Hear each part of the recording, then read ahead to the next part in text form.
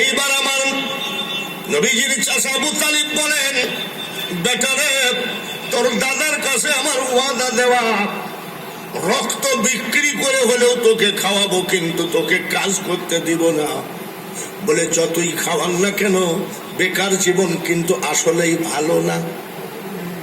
আর আমাদের বাংলাদেশে মেয়ে যদি জিজ্ঞাসা করে ছেলে কি করে, বলে বেকার, খুঁজে বিষ খাইয়ে মরবো, তো ওর মুখ দেখবো না। আর যদি ছেলে নামাজি হয় তাও আবার আর এক ভয়, ছেলে 5 ওয়াক্ত নামাজ পড়ে একটু দাঁড়িয়ে রেখেছে। মেয়ে যদি কয় কি করে, হুজুর গলায় দড়ি দিয়ে মরবো, কিন্তু এই চাচাকে বিয়ে করবো না, সব দিক দিয়ে ভয়।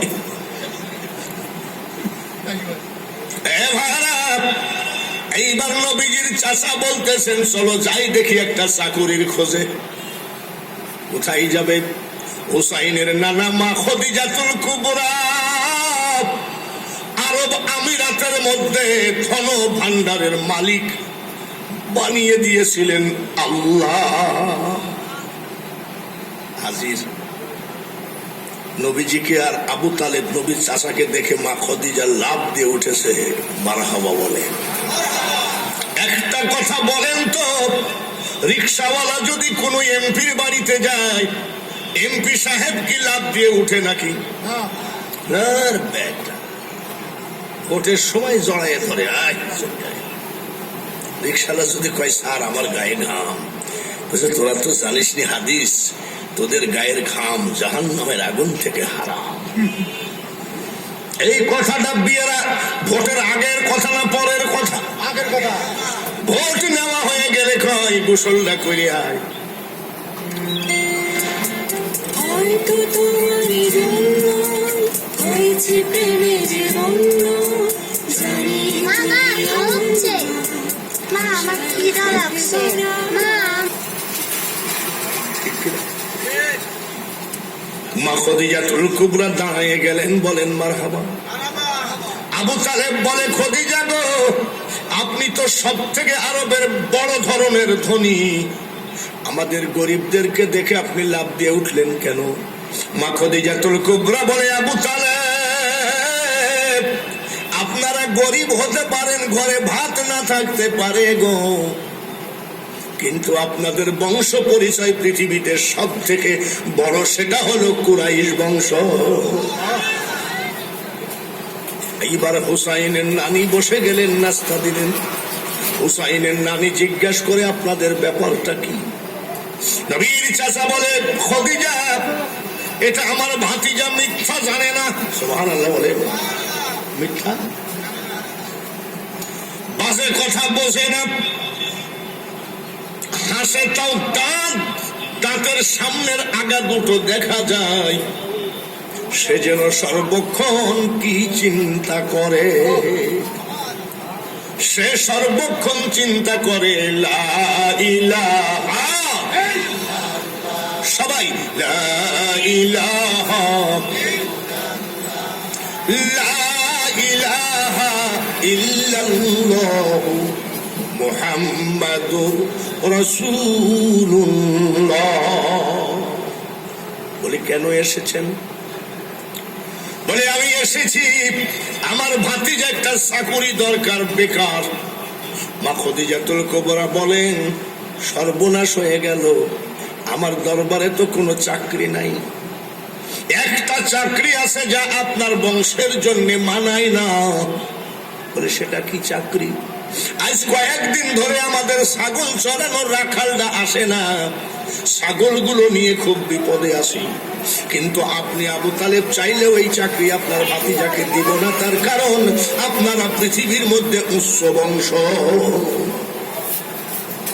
তবে এক কাজ করেন, নলেজে থাকলো, আমার ব্রেনের মধ্যে থাকলো, যদি কোনো চাকরি ফাঁকা হয় আপনার ভাতিজাকে দিব।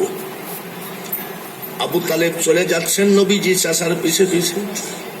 নবীজি কয়, চাচা একটা কথা বলবো। বলে, কি কথা রে বেটা? চাচা গো, আমি কিন্তু ছাগল চড়ানোর চাকরিটা পছন্দ করি।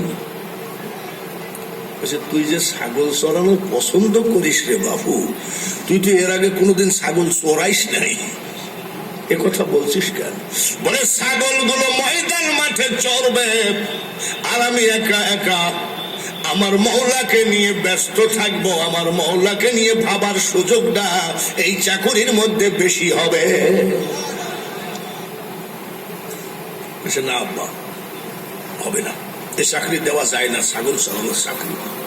নবীজি কত বড় দরদি নবী, কত বড় নেতা, কত বড় নেতৃত্ববান মানুষ, ডাক দিয়ে কয় চাচা যান, কোন কাজকে জীবনে খাটো মনে করা ঠিক না।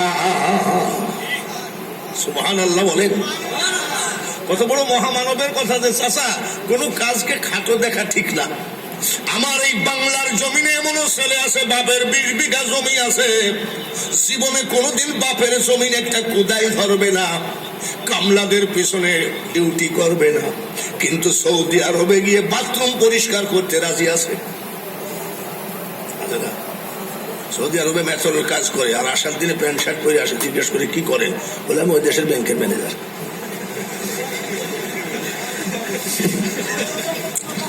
সোনার বাংলাদেশ, 1 বিঘা জমিনের মধ্যে সোনা পোতা আছে, যদি পরিশ্রম দেওয়া যায়। নবীজি ডাক দিয়ে কয় কাজকে খাটো দেখা ঠিক না।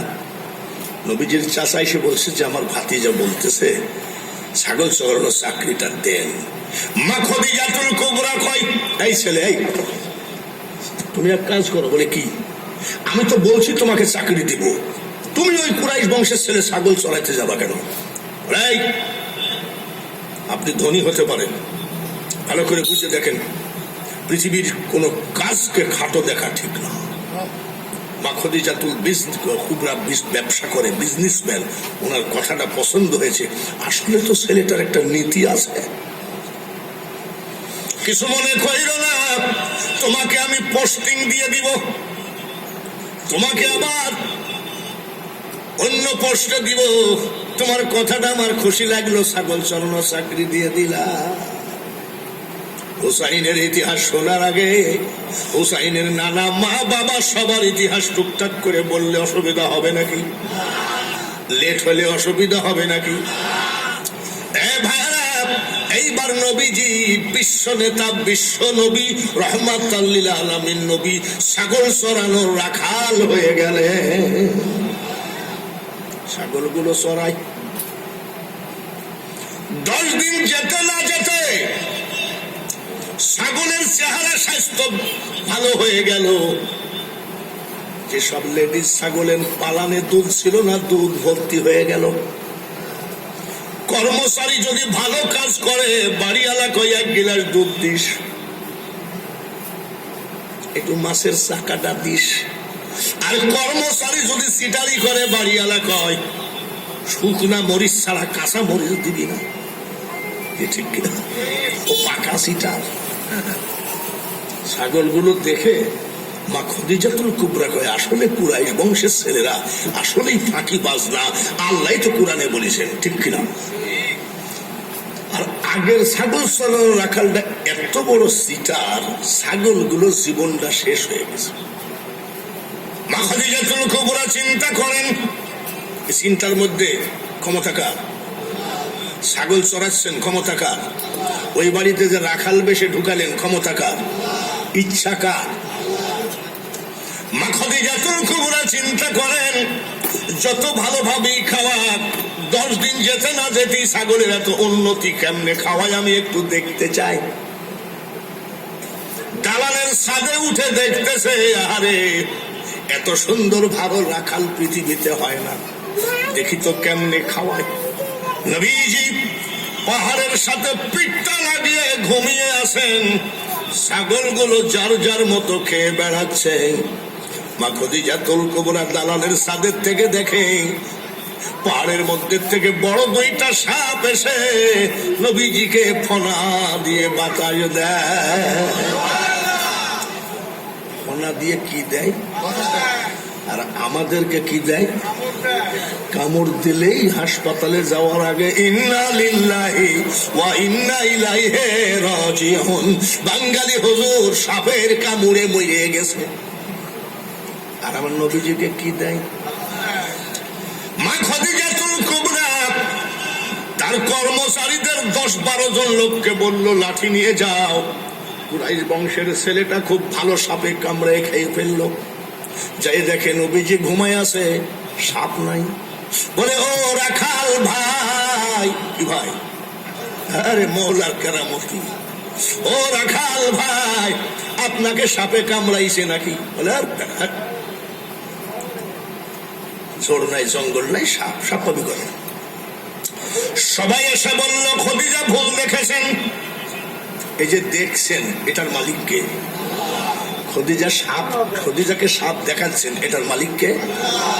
ও খদিজা, আপনি ভুল দেখেছেন, কোনো সাপ নাই। মা খদিজাতুল কুবরা কয়, আমি 2টা সাপ দেখলাম, আর এরা কয় কোনো সাপ নয়, ব্যাপারটা কি? আবার দুপুর বেলায় উঠেছেন, দুপুর বেলায় উঠে দেখে আল্লাহ তাআলা এক টুকরা মেঘকে বলে দিয়েছে, মেঘ রে, আমার হাবিব মরুভূমির ছাগলের রাখাল হয়েছে। সূর্যের তাপে যদি আরবের মাটি ফেটে চৌচির হয়ে যায়, সাবধান, আমার হাবিবের গায়ে যেন রৌদ্রের ছটাও না লাগে। নবীজি যেই জায়গায় যায়, ওই জায়গায় ছাতার মতো একটা মেঘ পিছে পিছে যায়। মারহাবা বলেন। পিছে পিছে যায়। মা খদিজাতুল কুবরা চিন্তা করেন, ব্যাপার কি? সব জায়গায় রোদ আছে, ওনার গায়ে রোদ নাই কেন? মা খদিজাতুল কুবরা কয়, প্রত্যেকটা মানুষের জীবনে ছায়া আছে, কিন্তু আমার রাখালের ছায়া নাই, কায়া আছে। কারণটা কি? বিকাল বেলায় আবার দালানের ছাদে উঠেছে। দালানের ছাদে উঠে দেখে মরুভূমির ভিতরে একটা কুয়া, 70-72 হাত দড়ি লাগে কুয়ায় পানি তুলতে। আর আমার আপনার নবী কুয়ার পার্শ্বে যাওয়ার সাথে সাথে বালতি নামায় দেয়। আমার নবীর ইজ্জতে ওই গভীর কুয়ার পানি উঠে নবীর বালতি ভরে যায়। এই হুজুর আর আমি হুজুর, দুজন যদি কই, ভাই তুইও বুড়া আমিও বুড়া, চল যাই মাঠে ছাগল চড়াই গা। ওর 50টা ছাগল আর আমার 50টা, কত হইল? 100টা ছাগলকে যদি পানি খাওয়া। ইয়াসিন,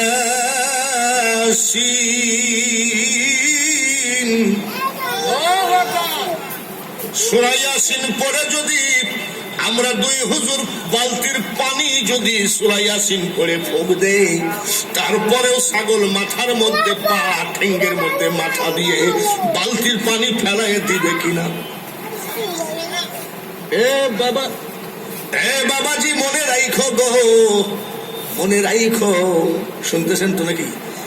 খুব খেয়ালের সাথে শোনেন ভাইরা। জীব জানোয়ারের ভিতরে ছাগলের মতন বেয়াদব পৃথিবীতে নাই। যারা ছাগল পুষেছে জিজ্ঞাসা করেন, ছাগলের ঘরে বাদ দিয়ে বাড়িওয়ালার বিছানার পূজায় শুয়ে আছে। ছাগল কি পেশাবখানা চিনে? বাড়িওয়ালার বিছানার উপর পেশাব করতে চলে গেছে। ছাগলকে দিবেন ঘাস, ছাগল না খেয়ে চাবাবে বাড়িওয়ালার কাপড়। দেখেন ছাগল জাতি এরকম। সেই ছাগল একটা করে লাইন দিয়েছে, পানি খায় আর গিয়ে দাঁড়ায়, আর একটা পানি খায় আর গিয়ে দাঁড়ায়। হুসাইনের নানি মা খদিজাতুল কুবরা চিন্তা করে, এটা কোনো সাধারণ মানুষ হতে পারে না। ছাগল যাকে সম্মান দেয়, সাপে যাকে বাতাস দেয়, মেঘে যাকে ছায়া দেয়, এটা সাধারণ মানুষ হতে পারে না। আমার মা বোনেরা, বাংলাদেশি কিছু মেয়েরা আছে স্টার জালসা সম্পর্কে পারদর্শী। কোন সিরিয়াল কবে আসে সব তাদের ঠোঁটের আগায়। আর মা খদিজাতুল কুবরা তৌরাত, জবুর, ইনজিল 3খানা কিতাবের পারদর্শী ছিলেন। মারহাবা বলা লাগে। 3খানা কিতাব পড়ে তিনি বুঝতে পারলেন, নিঃসন্দেহে এটা আখিরি পয়গম্বর। তাতে কোনো, বাকিটুকু আপনারা বলেন, তাতে কোনো আখিরি পয়গম্বর। তৌরাত, জবুর, ইনজিল কিতাব খুলে খুলে দেখে হাসি কেমন হবে মিলে গেল, নাক কেমন হবে মিলে গেল, ভরু কেমন হবে মিলে গেল, ঠোঁট কেমন হবে মিলে গেল, সব যখন মিলে গেল, সকালবেলায় ক্যাশিয়ার, ম্যানেজার, সুপারভাইজার সবাইকে ডাকলো।